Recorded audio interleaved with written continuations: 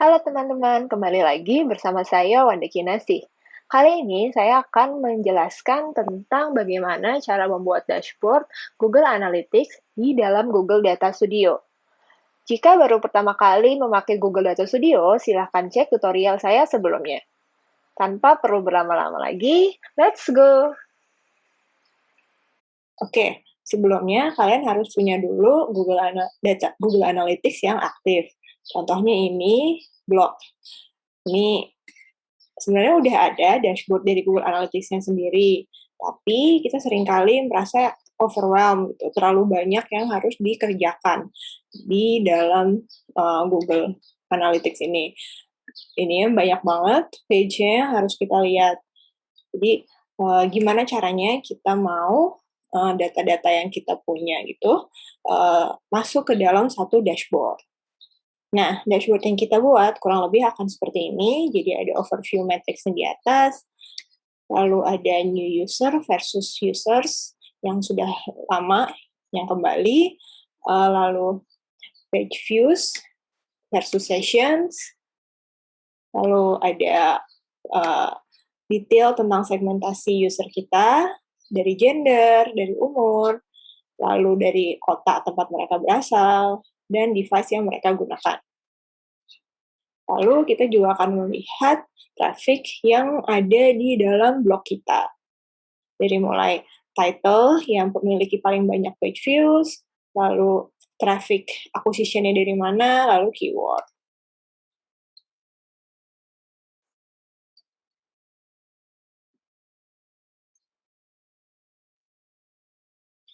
Oke, pertama buka datastudio.google.com. Lalu klik blank report.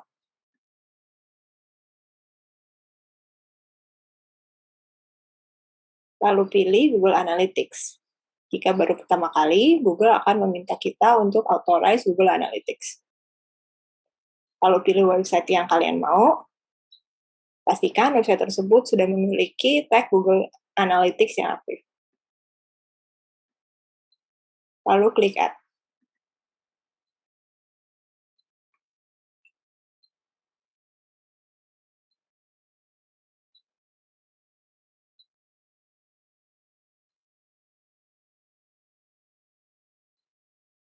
Klik Add to Report. Nah, kalau sudah muncul seperti ini, artinya sudah berhasil terkoneksi antara data source Google Analytics dengan Google Data Studio kita. Oke, pertama aku ingin memilih temanya dulu supaya rapi ke depannya.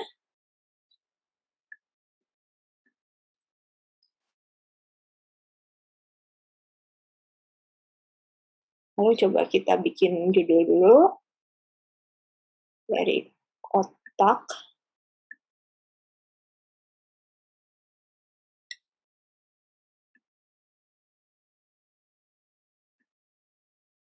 Beri judul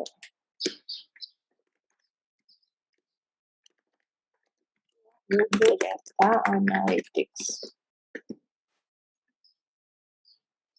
Oke, size-nya nanti bisa kalian atur jika kalian mau. Oke, lalu kita mulai ke section yang pertama,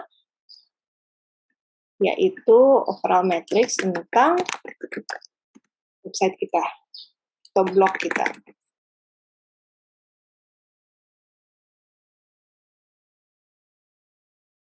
Jadi kalau data yang kita taruh banyak, ada baiknya kita membuat section dulu.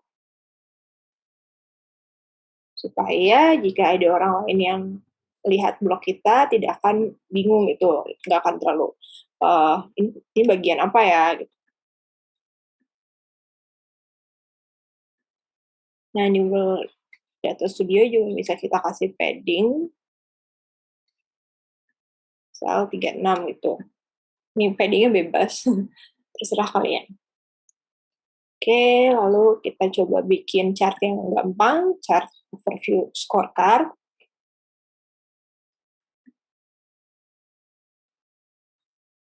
Dan sini bisa kita lihat new user. Nah, di sini kita bisa lihat new user.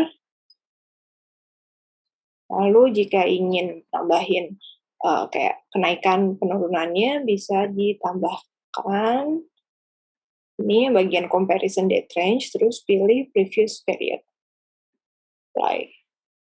Jadi kelihatan nih, jadi jumlah pengunjung baru yang datang ke website atau blog tersebut turun 42% dibanding periode sebelumnya. Ini periodenya kurang lebih 1 bulan. Kita bikin metrik baru, kita bisa ganti jadi users. Jadi ini orang baru ataupun orang lama yang kembali mengakses website kita. Nah, ini turun juga. Nah, di sini kalau teman-teman lihat ada available fields, macam-macam tergantung yang tersedia dari Google Analytics-nya. Ini yang kita pakai user sama new user.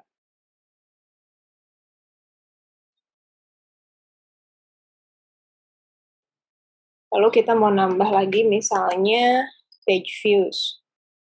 Jadi berapa page yang dibuka.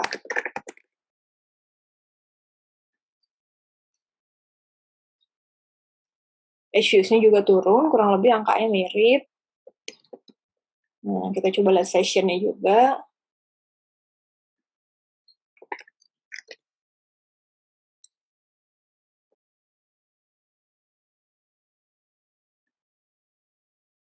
Session-nya juga turun, jadi turunannya kayak semuanya turun gitu. Orang jumlah halaman yang dibukanya turun, jumlah session-nya turun, jumlah user-nya juga turun. Nah, kita bisa juga bikin calculated fields. Klik add a field di kanan bawah, lalu kita bagi page views, coba per sessions. Jadi ini kita mau tahu berapa banyak halaman yang dibuka per satu session.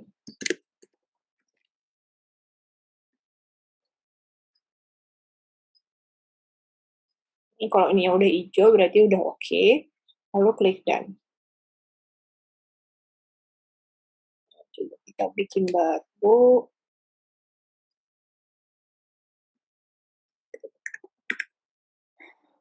Udah ada. Ini bisa diatur lagi panjang pendeknya kalau kalian mau. Atau kalau mau disamain semua juga bisa. Jadi di sini tuh kayak smart gitu, dia bisa ngasih tahu panjangnya udah sama belum ya sama item yang lain gitu. Nih, jaraknya juga dia ngasih tahu, jadi bisa rapi.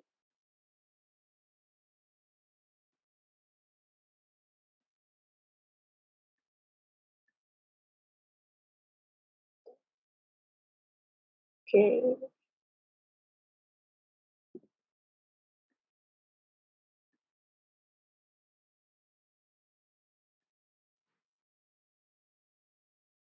Nah, terus misalnya kita mau lihat juga session duration-nya gitu.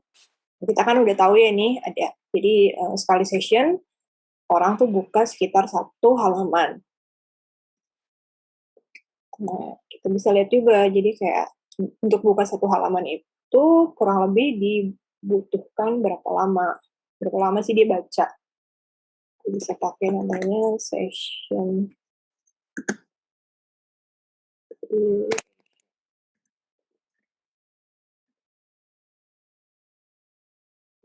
45 detik doang. Nah, ini kita lihat ya, kalau page cuma 1, kemungkinan juga bounce rate-nya juga tinggi. Gitu. Kita pastikan. Bounce rate itu artinya berapa banyak orang yang masuk website kita, terus cuma buka 1 halaman doang, habis itu cabut gitu loh. Jadi dia nggak explore halaman-halaman lainnya. Nah, ini kelihatan nih lumayan gede bounce rate-nya 90%. Jadi 9 dari 10 orang yang masuk ke website, dia langsung keluar lagi. Gitu.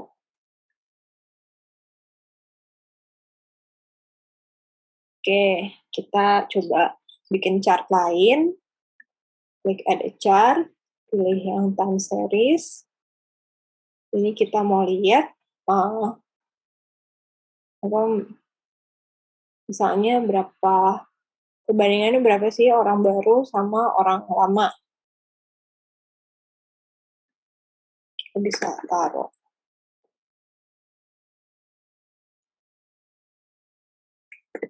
Kalau kita mau bandingin sama user sebelumnya deh, biar beda.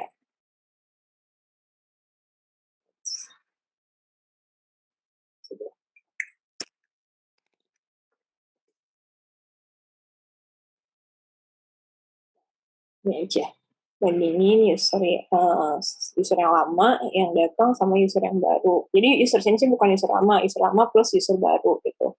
Dan kalau karena ngeliat ini grafiknya deket banget, berarti hampir semua yang datang itu adalah orang baru gitu, bukan orang lama balik lagi.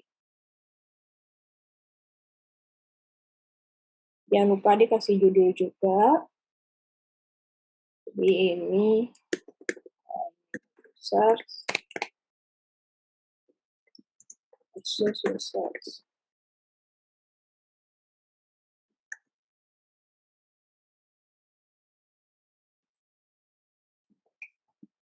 Ini bisa kita copy aja gitu chartnya biar konsisten. Misal kita mau bikin perbandingan antara page view sama session.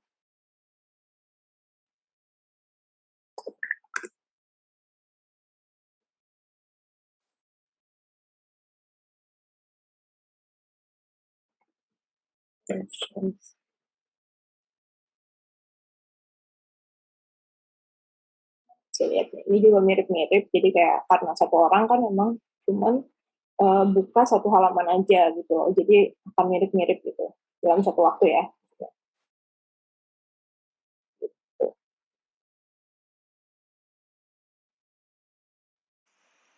Next, kita mau buat dashboard tentang data segmentasi user kita. Klik layout, kita gedein dulu height-nya.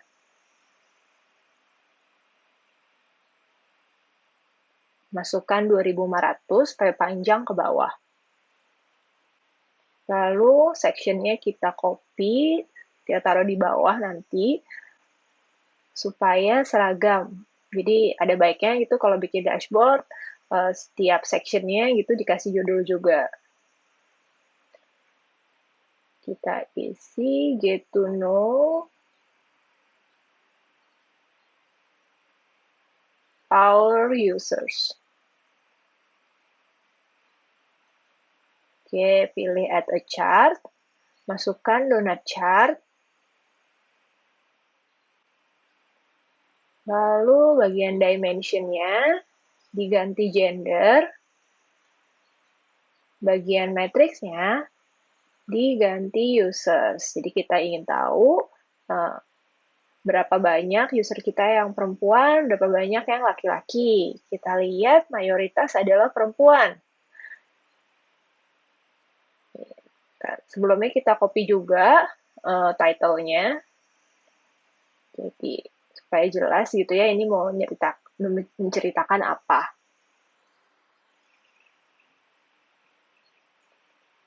Users by gender.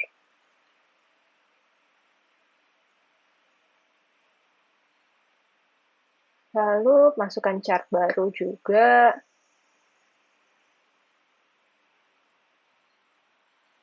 Bagian dimension-nya kita ganti age, kita mau bikin age group, users by age group, breakdown dimension-nya dihilangin, bagian metriknya udah benar user. Ini breakdown dimension-nya diganti menjadi gender. Jadi kita mau nunjukin gitu loh, kayak age group versus gendernya. Terus chart-nya diganti jadi stack chart. Terus style-nya diganti jadi ditambahin data labels. Oke deh. Udah rapi labelnya, lalu judulnya kita ganti. Kita tambahin user by gender and age group. Jadi kita bisa lihat gitu ya, segmentasi usernya kebanyakan anak muda, 18-24 itu ya, sampai dewasa muda 25-34. Lalu semakin sedikit gitu ya dengan age group makin tua. Jadi kelihatan gitu target pasar dari website atau blog ini adalah anak dewasa muda.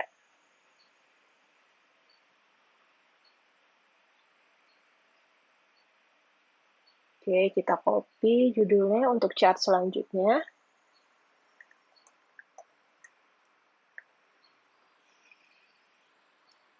Ketik, kita pengen tahu gitu, orang-orang ini asalnya dari mana ya, mereka tinggal di mana gitu. Lalu pilih table,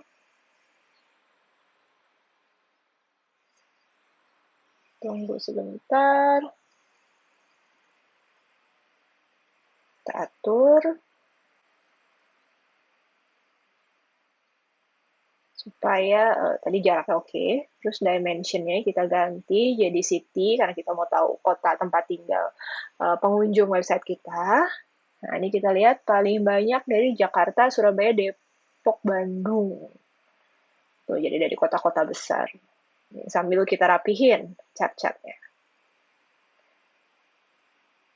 Bisa atur biar seragam gitu panjangnya. Nah, ini buat yang si donut chart ini, kita bisa atur juga supaya dia tipis gitu loh. Nggak tebal kayak pie chart.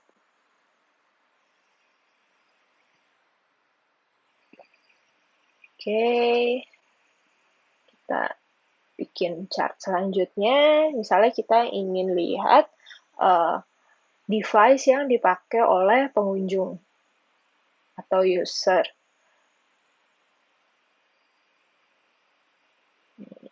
Kita ganti dimensionnya jadi device kategori. Lalu tambahin dimension baru. OS-nya gitu ya, operating system-nya. Jadi kita tahu itu Android, iOS, atau apa gitu. Atau Windows atau apa. Tergantung device kategorinya. Kita atur dulu lebar kolomnya. Ini kita lihat ya paling banyak pengunjung website kita, usernya adalah memakai mobile device, baik di Android maupun iOS. Tuh, jadi dipastikan misalnya kontennya dibikin sekompak mungkin supaya enak dibaca di handphone, di mobile device. Judulnya tadi udah. Oke, scroll sedikit ke bawah.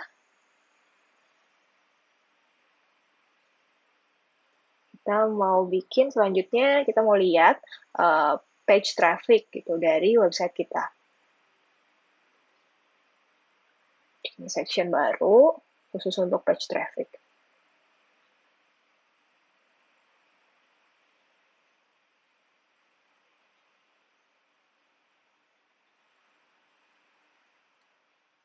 Oke, lalu judulnya kita tulis judul sectionnya. Kita copy table yang udah ada. Kita geser ke bawah. Lalu kita pilih dimensionnya page title. Jadi kita mau tahu halaman mana sih yang paling banyak dikunjungi. Yang paling banyak usernya, sorry.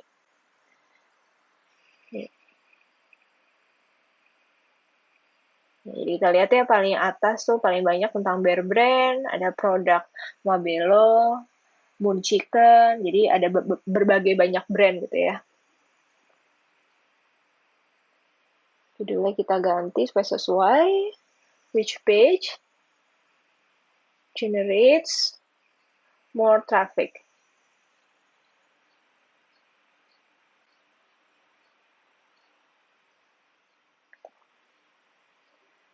Diatur lebarnya.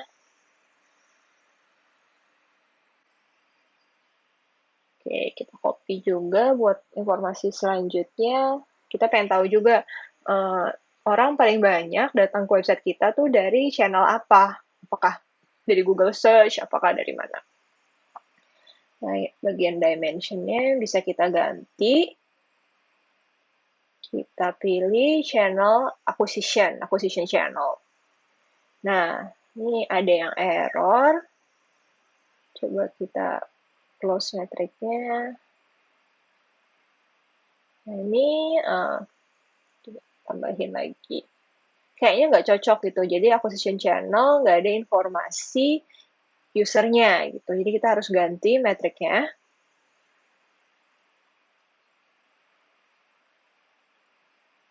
Diganti dengan page view. Nah, bisa lihat ya gitu, paling banyak page view itu, ini kita urutin dulu. Oke, kita atur lebar kolomnya. Kita urutinnya berdasarkan ini aja, jumlah page views-nya. Jadi, kelihatan gitu paling banyak tuh yang mana. Descending ya, lupa. Jadi paling banyak nih page view kita itu dari organic search gitu. Jadi orang dari googling tentang satu keyword tertentu, baru dia masuk gitu ke halaman website atau blog kita. Selain itu ada juga direct, jadi kayak pindah dari halaman tertentu atau langsung dari URL tertentu. Gitu. Which channel generates most traffic?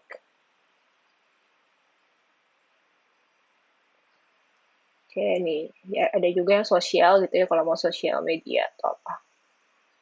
Next, nah karena kita tahu yang paling banyak source-nya dari organic search, nah kita juga jadi mikir kan, keyword-nya apa sih pas orang nge-search itu, keyword apa sih yang populer. Nah, kita ganti dimension-nya jadi keyword.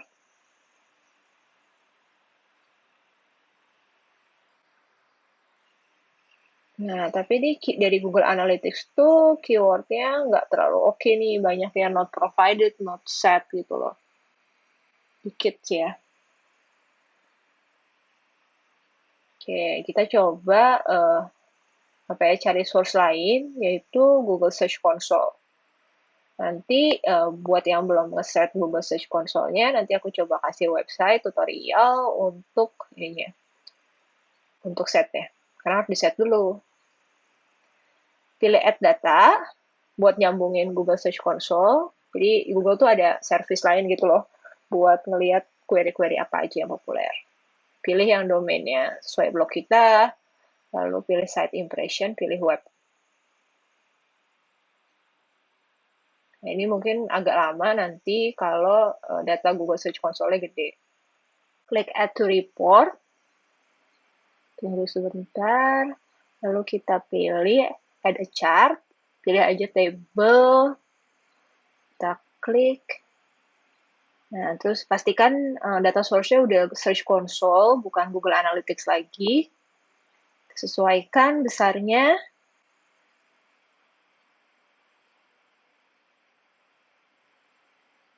Nah, ini coba kita kasih judulnya, kita pisahin antara yang dari Google Analytics sama dari Google Search Console. Nah, diganti dulu GA-nya sama Search Console. Oke. Lalu pilih data. Pilih query buat nentuin query mana yang paling bagus buat website kita. Kita lihat query-nya kelihatan ini ya, Bare Gold paling banyak sesuai sama page title-nya gitu loh. Jadi ya sesuai, kita bisa lihat datanya sesuai satu sama lain gitu. Banyak yang nyari tentang produk Bare Gold. Ya mungkin karena COVID juga kali ya, jadi query-nya tuh rame gitu tentang itu. Jadi lagi ngetrend emang. Dari mulai manfaatnya, terus apa sih ini kayak ininya apa sih gitu loh tentang produk itu gitu. Jadi kayak product description. Next, kita gedein lagi layoutnya karena ini terlalu kecil. Jadi 3000. Terus kita copy. Kita mau lihat nih impression dari Google Search Console. Jadi Google Search Console ini kita bisa ngelihat impression. Nih, kita impression tuh yang kalau di Google Search Result itu ada website-website kan, terus kita ngeliat gitu meskipun kita scroll doang gitu loh, itu namanya impression. Terus kita bandingin sama klik gitu loh, jadi apakah orang merasa mau ngeklik habis ngeliat si resultnya. Oke, dirapihin dulu. Masukin juga click-through rate-nya, CTR. Jadi kita lihat ya paling banyak tuh ada satu Brand Gold yang generic itu query generic, impressionnya paling gede. Jadi sebenarnya pemanfaatan Google Data Studio untuk Google Analytics tuh nggak cuma langsung dimasukin sebagai data source aja gitu loh. Bisa aja kita olah dulu datanya di spreadsheet tools kayak Google Sheets. Jadi si Google Sheet ini dia punya add-on Google Analytics, jadi bisa kita rapihin dulu, kita atur datanya gitu. Misalnya kita mau liatin gitu funnel dari halaman A, halaman B ke halaman C. Gitu. Jadi bisa kita olah dulu, kita atur sesuai dengan yang kita mau itu di situ. Nah, jangan lupa juga diganti judulnya tutorial Google Data Analytics Dashboard. Jadi supaya judul itu penting ya, supaya kita tahu gitu loh ini file apa sih. Nah, jangan lupa juga nih, kita bisa juga masukin pengaturan tanggalnya. Oke? Sampai sini aja tutorial Google Data Analytics dalam Google Data Studio kali ini. Sampai ketemu di tutorial selanjutnya. Sampai jumpa!